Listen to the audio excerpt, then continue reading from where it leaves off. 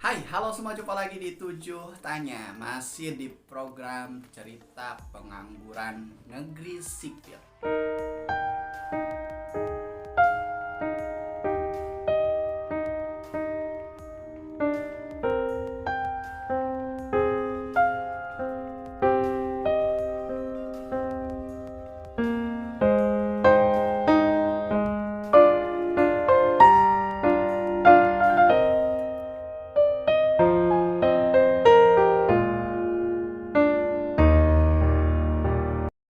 Dulu menjadi pengangguran itu merupakan sebuah aib besar. Dulu menjadi pengangguran tidak dicita-citakan oleh siapapun, tetapi kenyataannya pada hari-hari ini pengangguran seolah menjadi hal biasa. Coba cek, coba Google, berapa banyak pengangguran yang ada di negeri tercinta ini. Berapa banyak pengangguran yang ada di sekitar kita.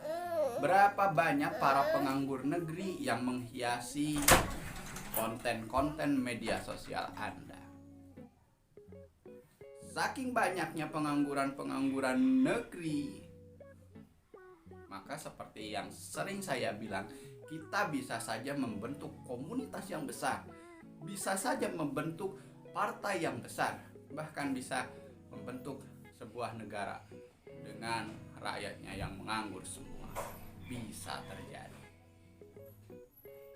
Nah, lalu dari kacamata seorang pengangguran sendiri, pengangguran itu seperti apa? Nah, menurut saya pengangguran itu bisa dibagi menjadi beberapa jenis pengangguran. Yang pertama yaitu pengangguran aktif, yang kedua pengangguran pasif. Pengangguran aktif seperti apa? Pengangguran aktif ini adalah mereka yang sebenarnya tidak punya pekerjaan rutin, tidak punya pekerjaan resmi gitu ya, tidak punya pekerjaan tetap, tetapi mereka tetap aktif mencari uang, tetap aktif dalam berbagai kegiatan, baik itu di masyarakat maupun kegiatan sebagai pemenuhan untuk kebutuhan dirinya dan keluarganya. Biasanya para pengangguran aktif ini akhirnya malah bisa jadi berpeluang mendapatkan penghasilan yang unlimited. Itu jadi mereka freelance ini, freelance itu. Ya memang mereka nganggur secara tidak punya pekerjaan tetap, tidak punya gaji bulanan, tidak punya jam kerja yang kontinu tiap harinya, tetapi sebenarnya mereka aktif mencari uang. Boleh jadi mereka ini bisa mendapatkan pekerjaan yang jauh lebih besar dari mereka yang kerjanya, mohon maaf, hanya terbatas di UMR begitu.